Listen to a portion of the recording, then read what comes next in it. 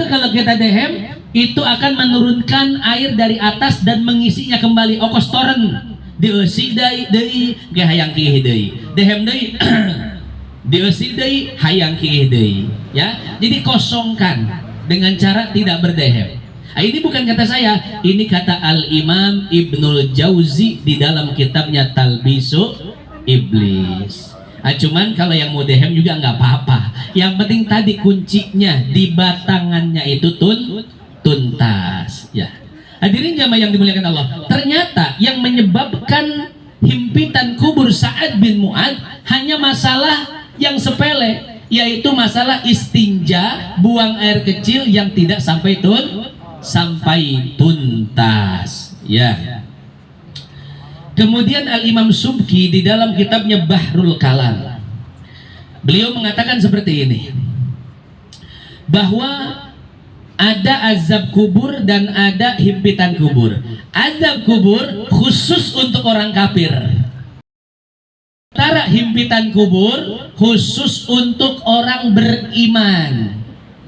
Kalau seandainya orang berimannya itu soleh, maka himpitannya itu ringan.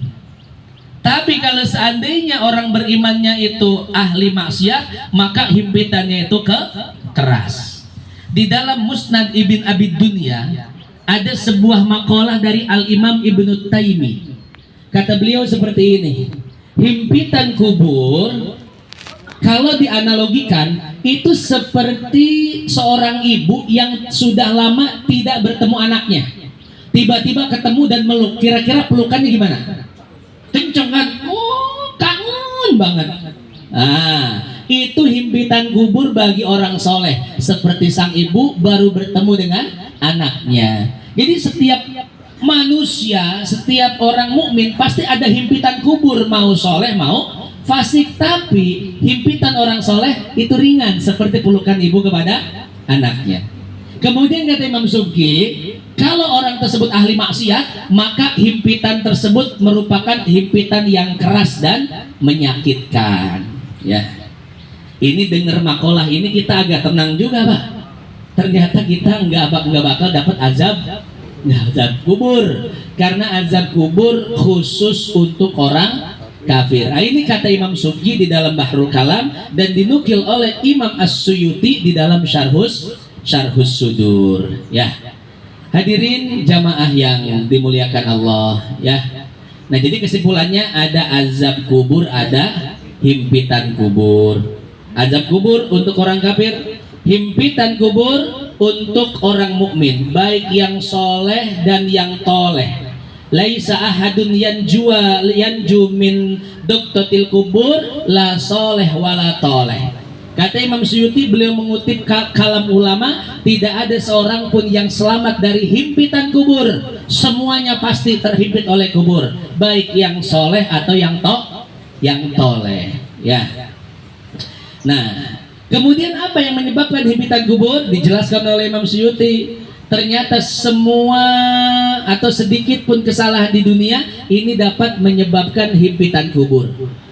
Walaupun kata Imam Suyuti, orang diberi nikmat tapi dia tidak bersyukur, hal sekecil itu bisa menjadi himpitan kubur. Bapak dikasih nikmat, sehat, duit banyak, kemudian bisa beli ini, itu dan lain sebagainya, tapi tidak bersyukur kepada Allah, nggak bilang alhamdulillah, hal sekecil itu pun kata Imam Suyuti bisa menjadi sebab himpitan kubur. Maka setelah ini kita introspeksi diri, nikmat apa saja yang sudah Allah berikan kepada kita. Setiap nikmat kita ucapkan alhamdulillah. Masih bisa melihat, masya Allah, jahe garis sama gitu ya. Terhidang gitu. Ulah. Ya, masih bisa melihat, masya Allah. Kita syukuri alhamdulillah atas nikmat melihat. Ngomong masih lancar, kita syukuri alhamdulillah masih bisa bicara. Pendengaran masih normal, alhamdulillah bisa. Jadi setiap nikmat, coba kata Imam Suyuti, disebutkan rasa syukurnya kepada Allah. Mudah-mudahan dengan itu kita bisa terbebas dari himpitan kubur, ya. Maka hadirin jamaah yang dimuliakan Allah, itu saja yang dapat saya sampaikan pada kesempatan kali ini. Mudah-mudahan yang sedikit ini bisa bermanfaat.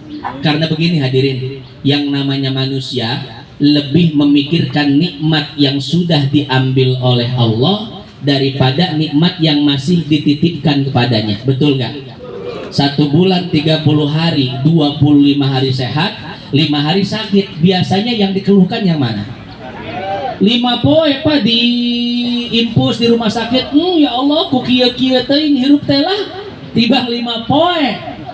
Itu manusia hanya memikirkan nikmat yang sudah diambil oleh Allah. Yang dipikirin gak enak makan, yang dipikirin gak enak tidur dan lain sebagainya. 25 hari sebelumnya gak dipikirin. Pergi kemana aja, goes, ngetrel, makan jengkol, belut, sambal balado, semua masuk, nggak pernah disyukuri. Innal insana khuliqa halu'a, idza massahu syarru jazua, wa idza massahul khairu manua. Itulah manusia, dikasih nikmat lupa, dikasih musibah ngeluh. Maka hadirin jamaah yang dimuliakan Allah,